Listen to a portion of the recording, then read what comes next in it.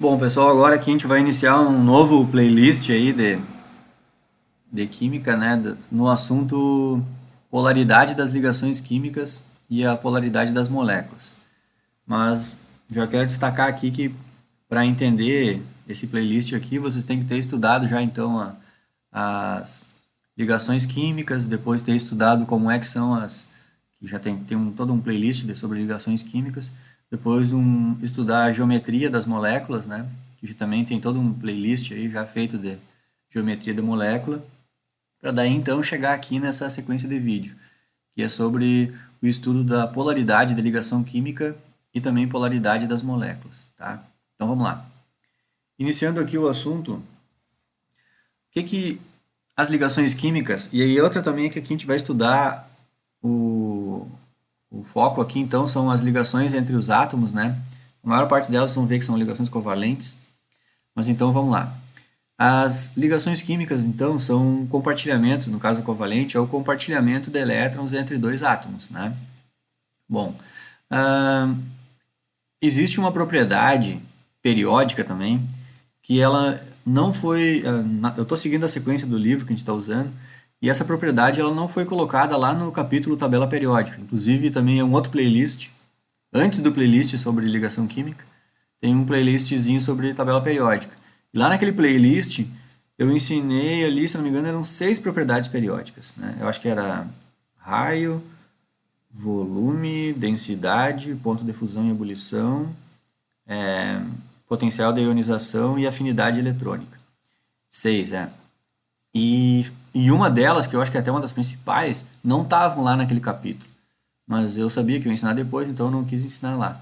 Vou deixar para ensinar ela agora, que é uma propriedade muito interessante da gente saber. O nome dessa propriedade é chamado eletronegatividade. Vamos pensar assim, ó, o que o nome quer dizer? É o quanto um átomo gosta de elétron. Ele atrai elétron para ele. É isso. Tá.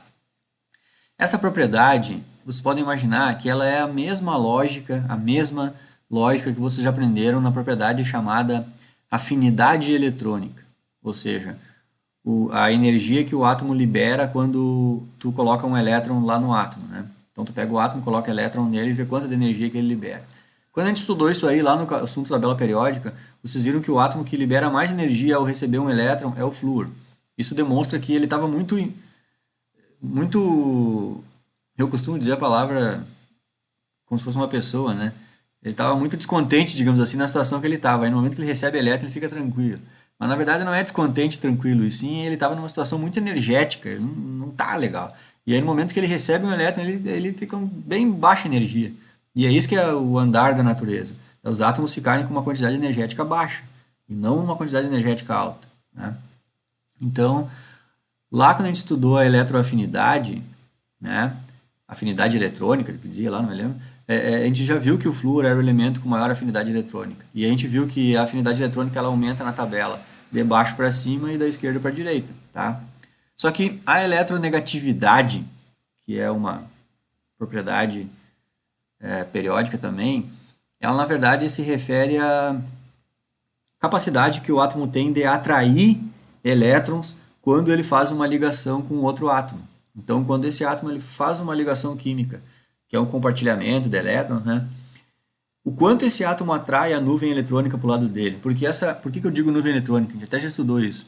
Era um elétron de um átomo com um elétron do outro. Agora esses dois elétrons eles não giram mais em torno dos seus núcleos, dos átomos que eles estavam. Eles começam a girar em torno dos dois núcleos, né? A gente já viu isso.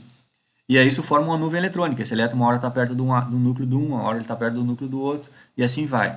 Só que se são dois átomos diferentes, acontece que alguns átomos aqui na tabela, eles atraem mais os elétrons. Ou seja, se a gente for prestar atenção, esses dois elétrons da ligação química, eles ficam mais tempo perto de um dos átomos do que do outro. Por quê? Porque aquele um ali, ele atrai mais os elétrons do que aquele outro átomo, né? Então essa propriedade ela é chamada de eletronegatividade. Bom, acontece então que já se identificou qual é o átomo que é mais eletronegativo, ou seja, na tabela periódica qual é o átomo que mais atrai elétrons para ele, e esse cara é o flúor. Então, a ele foi dado um valor numérico, inclusive isso aqui não tem grandeza nenhuma, é só um número puro.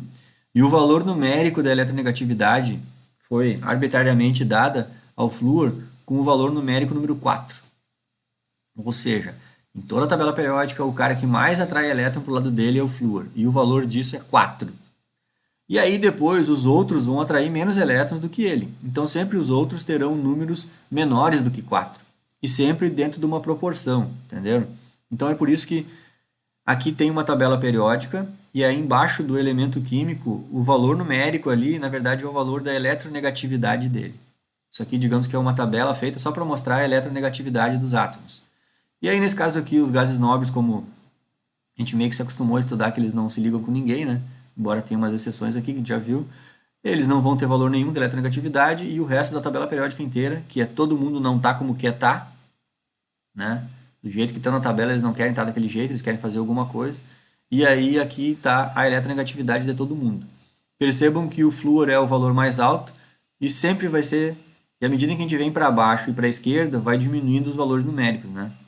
Tá? Então por isso que aumenta de baixo para cima, da esquerda para a direita. Tira fora os gases nobres, o elemento mais eletronegativo é o flúor. Entenderam?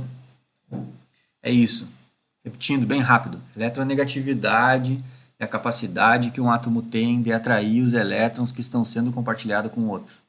É isso. É isso. É que nem lá no vídeo eu falei que eu dividi a caneta com o meu colega e sentamos junto para ficar dividindo as canetas, só que o desgraçado do meu colega passa a aula inteira escrevendo. O que acontece comigo? É como se ele fosse mais eletronegativo, entendeu? As canetas passam o tempo inteiro na classe dele e quase nunca estão comigo as canetas. É isso. É porque esse meu colega, no meu exemplo aqui, ele seria mais eletronegativo do que eu, entenderam? É isso. Fácil assim. Bom, então, depois dessa explicação aí, a gente pode vir para exemplos, né? Então, vamos pegar aqui o exemplo da molécula ácido clorídrico, que é o ácido que a gente tem no nosso estômago. E nessa molécula de ácido clorídrico, então, a gente vai ter uma ligação covalente, né? O hidrogênio quer receber um elétron e o cloro tem 7 elétrons na última camada, quer receber um também. E aí, então, eles vão fazer uma ligação covalente, simples assim. Então, esse elétron, a gente diz que eles ficam girando em torno dos dois átomos, né? Um era do hidrogênio e um outro elétron da ligação era do cloro. Eles ficam girando entre os dois. Só que se a gente voltar na tabela e olhar o valor da eletronegatividade do cloro e do hidrogênio, que eu até já fiz isso, por isso que eu botei aqui em cima, a eletronegatividade do hidrogênio é 2,1 e a eletronegatividade do cloro é 3, é maior que a do hidrogênio. Então quer dizer que o cloro atrai mais os elétrons para o lado dele do que o hidrogênio. É aquele exemplo que eu falei do meu colega lá. Eles foram dividir canetas, só que esse cara aqui escreve muito mais do que esse. Então as canetas ficam mais tempo perto dele. Porque se tu lembrar que isso aqui está o tempo inteiro se mexendo nesses elétrons, a probabilidade de encontrar os elétrons é maior no lado do cloro do que no lado do hidrogênio. Então eu sempre digo que a nuvem eletrônica ela fica distorcida. E é isso que o livro tenta mostrar. Essa mancha amarela, o autor quer mostrar a nuvem eletrônica. Tipo, a nuvem é isso, é uma sequência gigantesca de possibilidades de onde estão esses elétrons, mas no todo a nuvem fica desse jeito, deslocada para o lado do elemento mais eletronegativo. Então a gente inclusive usa essa simbologia aqui, ó. O rosinho aqui mais, quer dizer que esse átomo ele parcialmente está positivo. É isso que quer dizer isso aqui. Não quer dizer que o átomo, se fosse o H+, é porque o hidrogênio perdeu o elétron. Aqui ele não perdeu, ele está compartilhando. Só que a gente diz que ele está compartilhando, mas ele está parcialmente positivo. Porque ele, entre aspas, se ferrou, né? Ele foi compartilhar com alguém que atrai mais os elétrons do que ele. Então esses elétrons passam mais tempo perto desse do que desse. Então a gente diz que ele é parcialmente positivo. E esse átomo aqui já foi o contrário. A gente pode dizer que ele está parcialmente negativo. Então esse símbolo ρ aqui quer dizer, pra gente, que quer dizer parcial. É uma carga parcial. Não é a carga definitiva, né? O cloro não ganhou um elétron.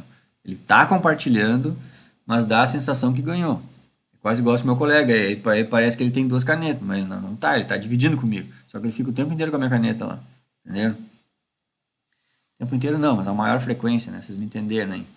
Tô tentando fazer uma analogia das coisas aí para ficar mais fácil. Certo?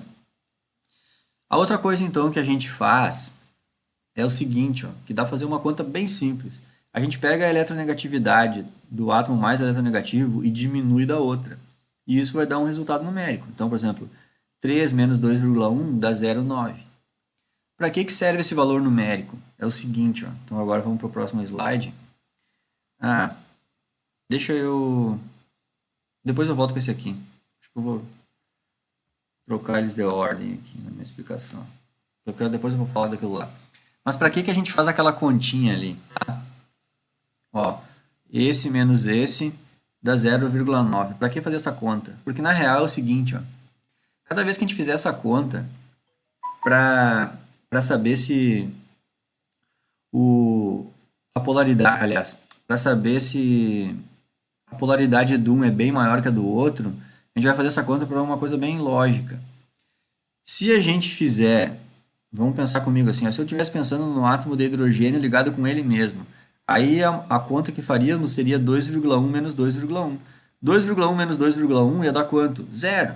Então isso quer dizer que se o hidrogênio se liga com um átomo que nem ele, é uma coisa bem óbvia, né?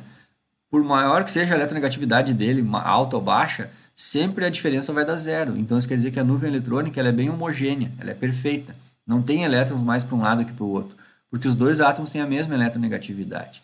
Então o que quer dizer? Quando a diferença da eletronegatividade for zero, a gente simplesmente pode dizer que a ligação química ela é apolar, ela não está polarizada. Porque isso que a gente está enxergando nessa imagem aqui é uma ligação polarizada. Os elétrons ficam mais tempo próximo de um átomo que do outro. Então, para a gente dizer que uma ligação ela é apolar, a diferença da eletronegatividade entre os dois átomos tem que ser zero. Aí a gente diz que a ligação é apolar. Então, agora a gente acabou de aprender como é que a gente sabe se uma ligação química é polar ou apolar. É só isso. É só fazer a eletronegatividade de um menos a do outro, e se a conta dá zero, a ligação é apolar. Se a conta dá mais que zero, aí a ligação já é polar. Beleza? Ligação polar. Só que aí vem um esquema também. Se essa conta aqui dá mais que zero, mas vai até um valor em torno de 1,7, a gente admite isso aqui, ó, que de zero até um valor quase chegando a 1,7, a diferença das eletronegatividades, a gente diz que a ligação é, ó, quando der zero, até podia ter melhorado esse meu slide, mas agora deixa assim, agora já tá, estou fazendo a aula aqui, mas ó, quando a eletronegatividade é zero, a gente está dizendo que a ligação ela é covalente e ela é apolar, certo? Então é isso aqui, ó, tá? Quando é zero, a ligação ela é covalente e apolar. Quando a diferença da eletronegatividade vai até o valor numérico 1,7 ali, né, 1,6 para baixo, a gente diz que é uma ligação covalente, só que já é uma ligação polar, que é o que essa imagem está nos mostrando. Só que isso se enquadra em uma ligação covalente. Por que eu digo que isso aqui é uma ligação covalente? Porque a diferença da eletronegatividade ficou com um valor numérico menor que 1,7. 0,9 é menos que 1,7. Pode olhar nessa escala aqui. 0,9 está aqui dentro. Então, se está aqui dentro, a gente enxerga que isso é uma ligação covalente, só que é polar. E o que seria uma possibilidade da gente ter uma ligação covalente e essa diferença da eletronegatividade aqui dá um valor numérico maior do que 1,7. Quando o valor numérico for maior que 1,7 é porque essa nuvem aqui ó, vai ser mega deslocada para o lado do átomo mais eletronegativo e não vai estar quase nada para o lado do átomo menos eletronegativo. Entenderam? Porque a diferença da eletronegatividade chegou a dar 1,7. É um valor muito grande. Isso está tentando se mostrar até em porcentagem aqui, ó. Fica 50% a mais no lado. Já era para ficar 50% num do outro. Já vai ficar 50% a mais do outro lado, entendeu? A nuvem eletrônica. Então, o que acontece? A gente já pode... A gente já pode considerar, então, que essa ligação aí já é uma ligação iônica, certo? Então, aqui eu vou parar o vídeo aqui e vou seguir na próxima, parem. Já botei um alarmezinho para não passar de 15 os vídeos.